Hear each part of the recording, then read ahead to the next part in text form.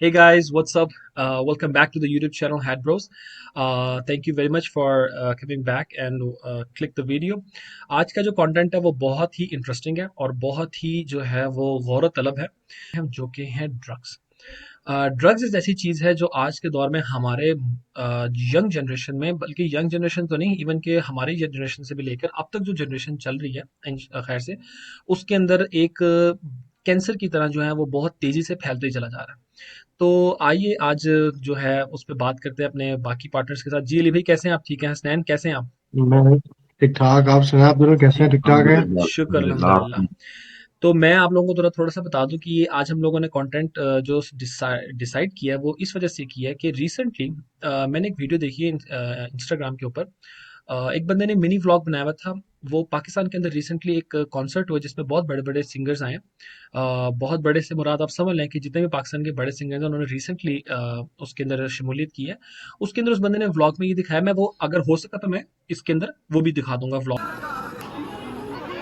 आप जो ये बड़े बड़े कॉन्सर्ट देखते हो, इनकी शक्ल वाली हाईलाइट तो सब दिखाते हैं, लेकिन मैं आज इसकी डार्क रियलिटी आपको बताने जा रहा हूँ। ये भाई ऐसी प्लेसेस होती है, यहाँ पे खानदानी और इस्लामी बंदे जो है ना वो खुद जाते हैं ना अपनी फैमिलीज को लेके जाते हैं। क्यों, वो आपको इस वीडियो में पता चल जाएगा। हमें पता चला कि लाहौर में बीट्स एंड ईट्स का फेस्टिवल आया है, आतिफ असलम, यंगस्टर्स वगैरह आ रहे हैं। मेरे दोस्तों ने मुझे फोर्स किया, यार चल वहाँ पे चलते हैं। तो हम बिना देरी किए पहुंच जाते हैं संडे नाइट को वहाँ पे। और भाई वहाँ पे रश अखीर किस्म का होता है। इस शो के एंट्रेंस के होते हैं 2 गेट और दोनों भी अखीर किस्म का रश होता है। भाई हम लोग अंदर पहुंचते हैं तो वहाँ पे आवाम अपने नशे के रॉकेट रेडी कर रही होती है। वहाँ पे वीट पी रहा होता है, कोई चर्च पी रहा होता है, और तो भाई कुल्लम कुल्ला आम हर दूसरे बंदे के। जब तक मेन सिंगर आए पूरी जगह भाई तुन पुंजा होगी, बंदे से बंदा लगा हुआ था वहाँ पे, फीमेल और मेल सब मिक्स हुए पड़े थे। भाई एक जगह पे स्ट्रक है और दूसरी जगह पे जाने के लिए आपको सामने वाला मेल या फीमेल है उसकी पूरी बॉडी से टच होना पड़ रहा था। इस चीज से अंदाजा लगा ले आपको कितना किस्म का रश होगा वहाँ पे। और आप भाई ऐसे रश में आप खुद ही हिसाब लगा ले लड़कियों का वहाँ पे क्या हाल हो रहा होगा। तो भाई आप खुद ही अंदाजा लगा ले, आप अपनी फैमिलीज को यहाँ पे लेके जा सकते हैं। बाद भाई back to back performance start होती है। सबसे पहले यंगस्टर्स आते हैं, आयमा बेग आती है, आतिफ असलम आता है, और भाई पूरे माहौल में नशे की स्मेल होती है। हमने कहा यार अब हम आए तो प्रॉपर इंजॉय तो करके जाए। साथ जैसा भी माहौल था उसमें परफॉर्मेंस को प्रॉपरली इंजॉय करते हैं, दोस्तों के साथ फन करते हैं। और आतिफ असलम का वेट कर करके 10 बज जाते हैं हमें। फिर आतिफ असलम का एक गाना सुन के घर के लिए निकल जाते हैं। ये था कि वो बंदा बता रहा है कि भाई उसने और एक बर्ड आई व्यू लिया, सब लोग बैठे हुए ड्रग्स, कुछ कोई सिगरेट तैयार कर रहा है, कोई कोई बना रहा है, कोई क्या कर रहा है, और वो जो जॉइंट है वो ट्रांसफर हो रहे हैं आगे लोगों को, मतलब वो पी रहे हैं फिर आगे कर रहे हैं। इवन कि वो स्टेज तक चले गए और स्टेज पे भी खड़े जो सिंगर हैं उन्होंने भी पकड़ के वो लगाया, मतलब वो स्मोक कर रहे हैं। और यानी कि वो मैसेज क्या दे, पब्लिकली पब्लिकली कर रहे हैं पब्लिकली सब। कहने का मतलब ये कि अगर हमारे इस तरह के बड़े बड़े सिंगर्स जो आगे आने वाली जनरेशन के लिए एक मिसाल जो बना रहे हैं, उसके ऊपर हमारा फर्ज बनता है कि हम छोटी सी आवाज उठाएं। जी अली भाई। अच्छा देखें, ताहा बात ये है कि मतलब हम सारे लोग जो हैं ऑलमोस्ट यूनिवर्सिटी ग्रेजुएट हैं, तो हम लोगों ने सारा स्कूलिंग सिस्टम देखा है। मैट्रिक, उसके बाद इंटरमीडिएट, किसी ने ओ लेवल्स या ए लेवल्स किया है, और उसके बाद यूनिवर्सिटी लाइफ। तो when it was back in our days ये इतना ज़्यादा कॉमन नहीं था। ठीक है, मुझे आज भी याद है कि मतलब होता ज़रूर था, इतना ज़्यादा कॉमन नहीं होता था जितना ज़्यादा ये अब कॉमन हो गया है। मतलब जितना ज़्यादा से मुराद है जब हम यूनिवर्सिटी लाइफ में हम लोग गए थे। ठीक है, जब मैंने मतलब अपनी स्कूलिंग स्टार्ट की डीपीएस से, तो वहाँ पे भी होता था लेकिन बहुत छोटे लेवल पे। लेकिन फिर आहिस्ता-आहिस्ता हम देखते गए कि मतलब लोग पहले थोड़े मतलब जो है हमारे रूटीन में जो इधर सुनने में आता है, जिसको आप वीड कह लें या व्हाट्स स्टफ कह लें, जिसका लोग नॉर्मली जो है नशा करते होते हैं, उससे हटके उसके बाद हमने देखा कि बहुत ज़्यादा केमिकल नशे भी आने लग गए, जिसके बहुत ज़्यादा जो यूथ है उसको इफ़ेक्ट होने लग गया, और बहुत ज़्यादा यूथ जो है ना इसमें इन्वॉल्व हो गई। इसका मैं आपको एक मतलब छोटी-सी बात बता देता हूँ। मतलब जब हम लोग उसके बाद मतलब ऑब्वियसली कॉलेज के बाद यूनिवर्सिटी में गए, तो आप यकीन करें मैंने जो स्मोकिंग स्टार्ट की है ना, वो मुझे पहला सिगरेट पास करने वाला जो कोई शख्स था ना, वो एक औरत थी, जिसने मुझे पहला सिगरेट पास किया था और जिसने मुझे लगा के दिया था। मतलब आई स्टार्टेड फ्रॉम शीशा। फिर लाहौर में आप लोगों को पता, सबको पता होगा, बैक इन 2011 2012 शीशा बैन होना स्टार्ट हो गया। तो फिर उन्होंने कहा अच्छा अली शीशा तो बैन हो गया, तो अब आप सिगरेट ट्राई करें। ठीक है, तो वहां से हमने सिगरेट स्टार्ट किया और उसके बाद उन्हीं में से लड़कियों में से किसी ग्रुप ने, और बड़े रिनाउंड कॉलेजेस की लड़कियां थी, मैं मतलब नाम नहीं लेना चाहिए, ना ही नाम लेना पसंद करूंगा, तो एक दो हफ्ते बाद उन्होंने मुझे कहा कि अली आपके पास स्टफ होगा तो हम लोग जो है ना पार्टी करते हैं। मैंने कहा नहीं यार, सिगरेट की हद तक तो ठीक है, उस टाइम पे मैं वैसे भी पफिंग करता होता था। मैंने एकदम ही हैंड्स अप कर ली, मैंने कहा नहीं, I am out of it, मतलब मैं ये इस चक्कर से मुझे बाहर रखो। उसके बाद मेरे उनसे इंटरेक्शन बहुत कम हो गई। फिर यूनिवर्सिटी लाइफ में मैंने एक ऐसा वाकया देखा कि जिसको देख के इंसान बिल्कुल ही, इंसान का ना दिल बिल्कुल फट जाता है। एक बड़ी अच्छी लड़की थी, एविएशन की, मतलब वो लड़की थी, और एक किसी और शहर से आई हुई थी। तो उसकी जो ज्यादातर ग्रुपिंग थी ना, सिगरेट पीने वाले लड़कों के साथ थी। मतलब she started just from cigarette. हर बंदा सिर्फ सिगरेट से स्टार्ट करता है, पहले दिन तो नशे कोई भी नहीं होता, लेकिन उन उस कंपनी में वो इतना ज्यादा इन्वॉल्व हो गई, इन हो गई, कि सिगरेट के बाद वो एक दो स्टेप्स आगे चली गई। और हमें कोई ना कोई न्यूज आती थी कि यार रात को उन्होंने उस घर में पार्टी की, रात को उस घर में पार्टी की है। इसी तरह उन्हीं किस्सों में से आप शायद मैंने स्टैन को या ताहा को बताया हो या ना बताया हो, तकरीबन हमें 6-7 महीने बाद पता चला कि जी उस लड़की के साथ जो है ना रेप हुआ है। हम सब शॉक्ड हो गए। मतलब ऑब्वियसली यूनिवर्सिटी में एक बात इतनी जब पॉपुलर हो जाती है तो इंसान बड़ा शॉक्ड हो जाता है। वो हुआ क्या कि उन्होंने रात को पार्टी की, ड्रग्स किए, और फिर वही जो उसका फ्रेंड सर्कल था, उन्होंने उसका फायदा उठाते हुए, उसे मिसयूज करते हुए, उन्होंने, अल्लाह पाक माफ करे, अल्लाह पाक हम सब की इससे महफूज रखे, उस लड़की के साथ मतलब रेप हुआ। और वो फिर वो जो है वाकया जो है यूनिवर्सिटी एडमिनिस्ट्रेशन तक आ गया, और उसके पेरेंट्स इन्वॉल्व हो गए, and we never saw that girl again. तो उसके बाद जो मुझे लगता है ऑब्वियसली वो वापस चली गई होगी, और उम्मीद करता हूँ कि अच्छा उसके बाद। अली भाई, आपके आने से पहले ना अभी मैं ताहा के साथ यही बात डिस्कस कर रहा था। मेरे ना, आपको तो शायद मैंने बताया भी था, आपको पहले से कुछ पता होगा। तो हमारे सर्कल में ना, मेरे सर्कल में यानी कि एक मोहल्लेदारी कह लें, मोहल्लेदारी थी। तो उस बंदे को ना मैंने, यानी कि जिस तरह आपने जिक्र किया शीशा कैफेज का, अब मैंने ना उस बंदे को 2-3 दफा कैफेज में देखा हुआ था। ठीक है। और उसके बाद यानी कि मुझे आइडिया हो जाता है ज़ाहिर है, और वो हमारी एज का है, बिल्कुल हमारी एज का है, मेरी और ताहा की एज का है वो।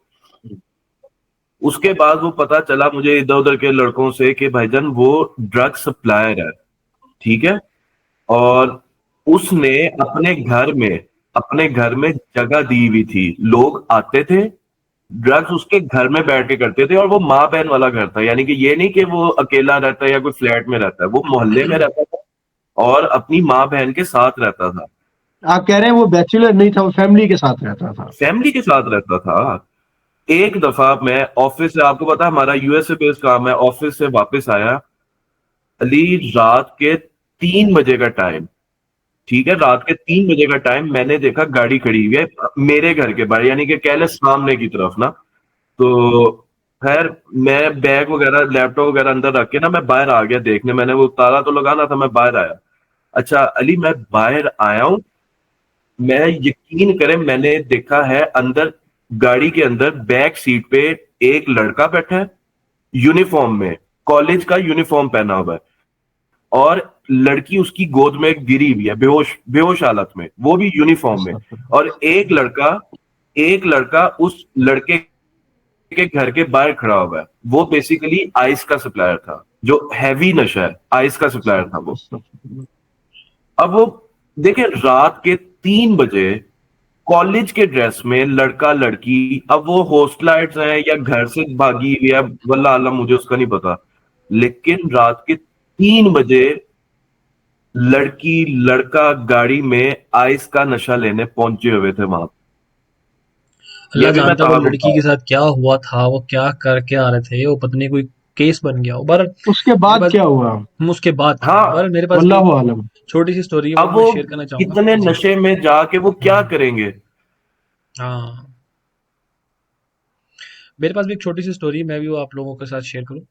वो ये थी कि मेरा और स्नैन का एक कॉमन फ्रेंड था। बहुत मशहूर पाकिस्तान का कॉलेज है, और उसके अंदर काफ़ी जो है ना ज़रा ओपन माइंडेड लोग जाते होते हैं। ज़हूरुल्लाह रोड हम्म। के ऊपर है, बहुत मशहूर है। कौन कौन से कॉलेज की बात कर रहा है? कौन से हैं? कौन से? ज़हूरुल्लाह रोड पे, कौन से समझ कौन रहे से? हैं? ज़हूरुल्लाह रोड पे आप समझ, वहाँ पे ना बेसिकली हमारा कॉमन फ्रेंड था, तो जो फ्रेंड था ना उसके जो फादर थे ना वो थे टीचर हाँ। उसी कॉलेज के अंदर थे। और उनको जो थी ना पीछे यूनिवर्सिटी कॉलेज के बिल्कुल बैक साइड ना, यूनिवर्सिटी के भी बैक साइड पे वहाँ पे ना उनको ना क्वार्टर्स थे, तो मतलब कॉलेज के ही क्वार्टर्स थे, वहाँ पे वो रह रहे थे। तो वो ना एकदम मुझे कहता कि ताहा मैंने तेरे से, अभी मैं स्कूल की बात करूँ, 9th की बात कर रहा हूँ, वो कहता ताहा मेरी तरफ आ। तो मैंने नई नई बाइक चलानी शुरू की थी, तो वो कहता मेरी तरफ आ, तो ना तुझे एक चीज दिखानी है। मैं गया।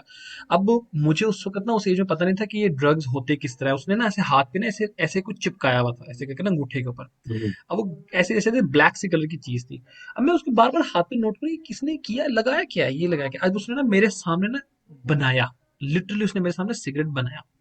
अब मैं देख रहा हूँ, मैं कह रहा हूँ ये सिगरेट तक का तो मुझे पता है, क्योंकि मुझे उस वक्त ना नया नया दौर, नई नई चीजें ओपन हो रही थी माइंड में, सुनने को मिल रहा था हाँ। कि क्या चीज होती है। तो मैंने सोचे, मैं कह रहा हूँ ये क्या होता है, मुझे नहीं पता ये ड्रग्स इस तरह होते हैं। उसने बनाया, उसने पिया, मुझे कहता भाई पिएगा, मैं कह नहीं भाई मैं ये नहीं पीऊंगा, मैंने घर जाना है। मेरे फादर का बड़ा एक स्ट्रिक्ट, एक घर में एक माहौल था इस चीज से रिलेटेड, स्मोकिंग और ये बाकी चीजों से रिलेटेड। अब उससे मैंने पूछना शुरू किया, मैं कहा भाई ये तुझे कहाँ से मिला। अली भी आप सुन के हैरान हो जाएंगे, हसनैन आप भी। वो मुझे बताता है कि मुझे ये मेरे फादर के स्टूडेंट ने सप्लाई किया। वो लड़का किसी को नहीं पता, वो बंदा पिछले 5 साल से एफसी नहीं नहीं, कॉलेज हमने के, नाम नहीं लेना। नाम नहीं लेना, ताहा ये आपने हाँ ये मैं काट एक्सक्लूड दूंगा, करना है। हाँ। हम्म। उस कॉलेज के अंदर वो पिछले 5-6 साल से अनरजिस्टर्ड क्लासेस भी अटेंड करता है, बैठता है। और वहां पर पिछले 5-6 साल से वो अंदर यूनिवर्सिटी के बैठकर, कॉलेज में बैठकर लोगों को ड्रग्स सप्लाई करता है। किसी को नहीं पता वो अंदर मौजूद है, वो क्या कर रहा है, उसका कोई रजिस्ट्रेशन में नाम नहीं है, लेकिन वो बैठा हुआ है अंदर। और मैं नहीं इस चीज को मानता कि मैनेजमेंट को ना पता हो, मैं समझता हूँ मैनेजमेंट को भी पता हो। और कहा इतनी ये आप डेंजरस बात चीज कर है। रहे हो इतनी वो डेंजरस चीज है। 9th क्लास में था। हम 9th क्लास में 9th थे उस क्लास वक्त, में और था अब ये। सोचो उस हम्म। तरह के कितने टाउट बिठाए होंगे यूनिवर्सिटीज, कॉलेजेस और उसके अंदर, तो जिन्होंने सिर्फ आवाम को इस चीज के अंदर लगा दिया कि भाई ताहा मैं ड्रग्स आपसे एक ये बात तो। पूछना चाहूंगा। आपने मेरे से कुछ चीजें शेयर की थी, तो ऑब्वियसली आप नाम नहीं बताना मैंने चाहेंगे, लेकिन करेक्टर्स आप को अपने भी कुछ देखा है। आप मैंने अपने किस्से बताना चाहेंगे जिन्होंने आपको मतलब किस तरह। मुझे याद है आज भी आपने मुझे कहा था कि एक दो बड़े रिनाउंड क्रिकेटर्स थे जिन्होंने आपके मतलब आपका पहला दूसरा हफ्ता था, आपको अपने साथ गाड़ी में बिठा के और उन्होंने आपको फोर्स करने की कोशिश की कि जी जी आप भी ये मतलब आप वो यूटिलाइज अगर करो, खुद यूज बता करो दें तो इसको। ज्यादा बेहतर है वो। मैं अपने क्रिकेट टाइम में था, तो मैं एक दफा एनसीए के अंदर कैंप लगा था, मैं वहां पर गया और कैंप करके निकल रहा था, तो थोड़ा पहले दूर से देखा। तो मैंने कहा ये कर क्या रहे हैं। मैं निकल रहा था एनसीए से, तो गाड़ी की डिक्की में से ना उन्होंने बूट खोल के ना वो अंदर से निकाल के ना पैकेट बिल्कुल हाथ में ना उसके ऐसे करके ना दबा रहा था। मैंने एक दिन इग्नोर किया, मैंने कहा चलो पता नहीं, हो सकता अपना कोई काम हो। तीसरे दिन देखा, चौथे दिन देखा। जब पांचवें दिन देखा ना, मैंने मेरे फ्रेंड ही थे, तो मैंने उनसे पूछ लिया, मैं कहा यार ये क्या सीन चल रहा है। उसने मुझे गाड़ी में बिठा लिया। गाड़ी में बिठाते ही बात शुरू हो गई। बस फिर उन्होंने मुझे कहा भाई ये सीन है, ये तो आपको करना पड़ेगा। ये तो जब तक आप नहीं करोगे तब तक आपको आपकी परफॉर्मेंस नहीं होगी, आपसे वो नहीं आपको होगा, आपका आपको एनर्जी यूटिलाइज नहीं, बूस्टर ही नहीं मिलेगा। एनर्जी बूस्टर ही नहीं मिलेगा आपको। तो मैं कहा यार ये तो आवेगा भाई बिगड़ा हुआ यहाँ पे तो बहरहाल ये उस वक्त की बात है तो जिस वक्त इतना सोशल मीडिया एक्टिव नहीं था पाकिस्तान के अंदर। मेरे ख्याल में शायद यूट्यूब भी बैन थी उस वक्त। अब तो सब कुछ खुल खुला चुका है। बहरहाल मैं इस चीज यार को यहीं पे ताहा, कंक्लूड करूंगा, ये हमारा मैं आवाज जी। मैं आपसे यही बात कर रहा हूँ। बेशक सोशल मीडिया तब इतना नहीं था, लेकिन जो आपकी गवर्नमेंट एम्प्लॉयज होते हैं ना, जो आपकी अथॉरिटीज हैं, उनको एक एक चीज का पता होता है। सर वो तो ऐसा, वो मैंने तो जिस बंदे सबको का पता है, जिक्र वो तो किया ऐसा नहीं हो सकता। मैंने जिस बंदे का जिक्र किया भाई, मैंने उसको खुद अपनी आंखों से वो पुलिस वालों को थद्दी दे रहा था। ठीक है, ये हमारी अथॉरिटीज है ना। तो ऐसी बात नहीं है कि पता नहीं होता। नहीं नहीं, मैं ये मैं तो इस गवर्नमेंट का बात पे, काम है ना, इस पे नहीं तो इस पीछे तो पे। बहस ही नहीं है कि उनको पता होता कि नहीं। तो ये ऐसा हो नहीं सकता कि आपके जो ऊपर जो सरबरा हो या आपकी जो रखवाले हो उनको पता ना हो। ये उनको सब पता होता है कि वो किस तरह काम कर रहे हैं, वो क्या आपके अंडर अम्ब्रेला क्या क्या हो रहा है, सब कुछ पता होता है। बहरहाल मैं इस चीज़ को यहीं पे कंक्लूड करते हैं अब इस वीडियो को। हम लोग अली भाई कुछ last words for the viewers, क्या आप क्या कहना चाहेंगे इसके ऊपर। यार देखें, मेरा ये मानना है कि जो भी बच्चा ये काम कर रहा होता है ना, और अगर कोई भी टीनेजर है या थोड़ा यंग हो गया है, यूनिवर्सिटी लाइफ में है, तो उसकी एक मेन वजह ये होती है कि उसके जो पेरेंट्स होते हैं ना, उस पे ध्यान करना बिल्कुल छोड़ देते हैं। आप एग्जैक्टली। बच्चों को इंस्टीट्यूट्स में भेजते हैं, आप देखते नहीं है कि उनकी जो फ्रेंड सर्कल है वो कैसा है, ठीक है, उनकी गैदरिंग कैसी है। बच्चे छोटे होते हैं, 10-10, 15-15 साल से बड़े-बड़े बाबों से उनकी दोस्तियां हुई होती हैं। आप देखें वो कि उनके साथ कहीं जो है मिसयूज तो नहीं हो रहा, उनको ड्रग में तो नहीं इन्वॉल्व किया जा रहा। और स्पेशली यूनिवर्सिटीज में आप जाते हैं तो आप अपने बच्चों के साथ एक फ्रेंडली रिलेशनशिप, स्पेशली फादर्स को, इवन दो आपकी बेटियां हैं, आपके बेटे हैं, आप उनके साथ एक फ्रेंडली इन्वायरमेंट रखें, बजाय इसके कि वो लोगों से ये चीजें सीखें। आप उनको पहले एजुकेट करें कि बेटा, आप जहां जिस भी इंस्टीट्यूट में जाएंगे आपको ये चीजें देखने को मिलेंगी, इसलिए मैं आपको पहले इस पे गाइड कर रहा हूँ कि आपने उन चीजों को अवॉइड करना है। तो मेरा यह मानना है कि इसमें एक जो मेन रोल है वो हमारे पेरेंट्स का और टीचर्स का है। नहीं नहीं, बिल्कुल ठीक है भाई, ये बिल्कुल पेरेंट्स का ही काम है। पेरेंट्स को गाइड करना चाहिए। और थोड़ी ठीक है, ये हम इधर देखते हैं ना कि मिडियोकर्स ऐसे तो अमीर ऐसे, अमीर हो गरीब हो मिडियोकर्स हो भाई, सब सारे पेरेंट्स को थोड़ी जरा अपने बच्चों पे नजर रखनी चाहिए, ताकि ये ज्यादातर काम शुरू जो होता है ना, पीक लेवल, ये ऊपर से ही चलता है, अमीरों से ही शुरू होता है। मैं यहाँ पे ये कहना चाहूंगा दो चीजें कि एक तो lack of education, not only from the kid side, parent side की तरफ से भी। कुछ ऐसे पेरेंट्स मैंने देखे हैं जो बिल्कुल उनको अनपढ़ होते हैं, उनको पता नहीं होता कि बेटा जो पैसे मांग रहा है वो किस लिए मांग रहा है। उसने कहा जी फीस जमा करानी है, फीस का क्या है कि जी बाप, मेरा एक दोस्त था, उसने इनको पता उसका, वो जी उसके फादर जो थे ना वो लेबर वर्कर थे, तो उनको भी एजुकेशन नहीं थी कि बच्चा किस लिए पैसे मांग रहा है। वो हर रोज उसने 2 3 4 दिन बाद वो जी अबू उसकी असाइनमेंट, ये असाइनमेंट। अब वो जिस कॉलेज में पढ़ता था ना, उसकी कोई मेरे ख्याल में शायद उसकी साल की फीस जो थी वो 1600 थी महीने की। वो मतलब इस तरह का कुछ था उसका, सेमेस्टर सेमेस्टर की जो भी थी, तो वो 5 5 हज़ार लेता रहा। मैं उससे पूछूं, मैं तो पैसे ले किस ले रहा है, तो फिर पता लग गया कि भाई वो जारी बात है गलत कामों के लिए आप निकलते हो। तो बहरहाल पेरेंट्स का भी बहुत ज़्यादा है और एजुकेट होने की ज़रूरत है, ना कि खाली बच्चों को, पेरेंट्स को भी।